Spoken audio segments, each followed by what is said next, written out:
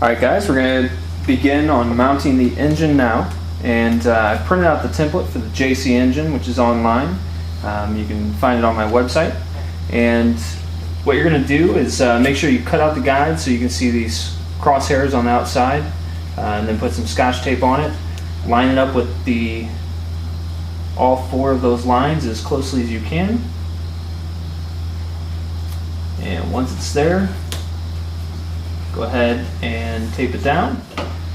Now I'm going to start with my hand drill, which has a 1/16 inch bit in there, and drilling right in the center of each hole, I'm going to start a pilot hole, making sure that the hand drill is perpendicular to the surface, perpendicular in all axes. And once I've done that, I'm going to step up from the 16th, just kind of size by size, until the hole has been enlarged to the final dimension. That way, if you start with the full-size drill bit, if the drill bit kind of starts biting off to the side, your hole's going to be off to the side, whereas this, starting with a fine tip, it's going to get you close to the center, and it's going to kind of lock it in each time you step up. Alright guys, we've got our pilot holes drilled with the 1/16 inch bit. Now we're going to use our drill. Switch to the power drill. I've got a 3/32 inch bit now, and I'm going to go ahead and still make sure that the drill is lined up really well, perpendicular to both both directions to the firewall here.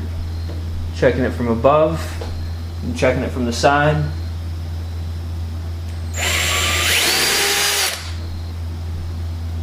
And drilling all four.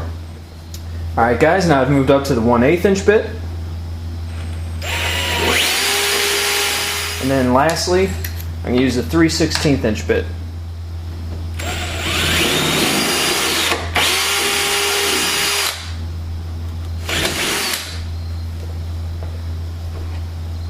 Alright guys, now the last thing I'm going to do is the bolts, since they're in metric and I don't have any metric drill bits, it's kind of a tight fit on the 3/16 inch bit is the last one I used.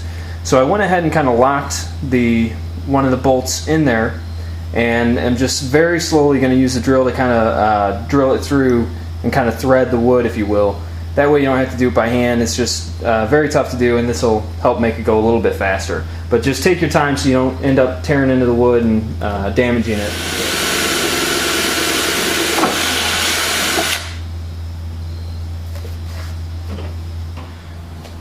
Alright guys, let's go ahead and get the 28 engine mounted up on here. The first thing you're going to have to do is build these extra standoff blocks for the JC.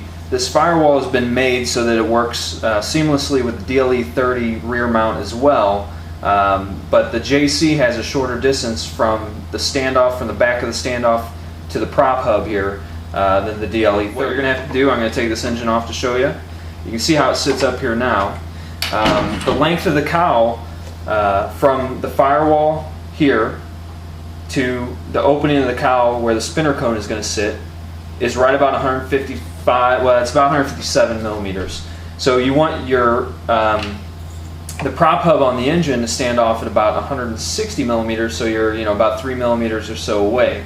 So what I did is I built these little wood block standoffs, and I built them like this so that the advantage to it is that it's got this pyramidal shape that will help absorb some of the shock to the back here. If I made them all the same distance as a standoff, then the longer and longer you get, the more vibration you're going to get in there. Whereas this helps dissipate the vibration to a larger surface on the back more evenly to the firewall. And I used 1/4 inch plywood, and then I found that I had to put a couple pieces of 1/8 inch ply on there as well. I'm sorry, 1/8 inch ply on there as well. So you could start right away and just make it 1 inch, and you'd be pretty close. I glued them together using a clamp and wood glue to get them bonded, and then I used a drill press to drill them evenly straight through the center. And then lastly, I trimmed off a little bit more off one outside edge on all of them so that it would fit up against the firewall more easily, against that overhang on the firewall, and it wouldn't bump into that and push against that. Once you have those made, slip those on there. Got 5mm bolts that are 50 millimeters long, and that will end up fitting perfectly into the standoffs. And then once that's on there, my distance from the firewall to the prop hub is 160 millimeters, just about 3 millimeters out in front of the cowling, and that'll be a perfect aesthetic look for your engine. Alright, so once you've got all 4 of those up there and mounted, the next step is going to be to temporarily mount your engine so that you can make your cuts into the cowl. I've taken the muffler off this engine, and that'll minimize the obstructions that we're starting with cutting the cowl.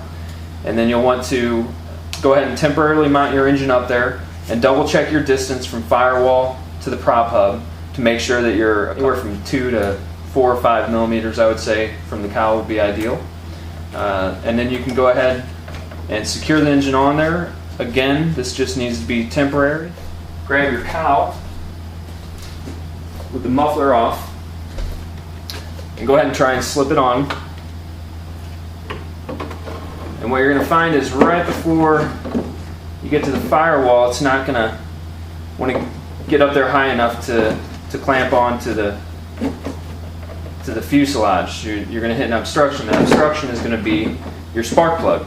You'll be able to reach right in here and put a small mark right by the spark plug and drill that out. Now, one other thing is to get this on, you're going to be starting away from the fuselage a little bit, so you're going to have to drill more of an oval, because this is going to need to be able to slip on there and then slip finally to where it's going to be. So you're going to hit before you get to the firewall and then push it back, so that hole is going to be more of an oval than a circle. But I would just start by marking it right where it hits and then kind of stretching it forward a little bit, and keep trying to fit your cowl and see how it's doing. Again, take your time with this. You can always take more off, but it's going to be a big pain in the butt to try and add more to the fiberglass cowl. The nice thing is that this cowling has a nice deep cowl, and there's going to be minimal cutting. This thing's going to be almost pristine, except for a few small holes. Okay, so you can see I've gone ahead and cut the hole in the cowl for the spark plug.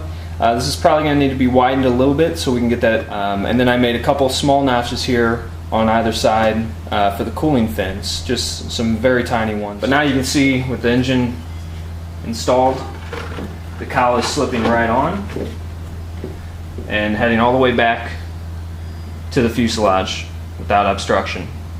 So now the next step is going to be to put the pipe on and go ahead and cut the openings for that.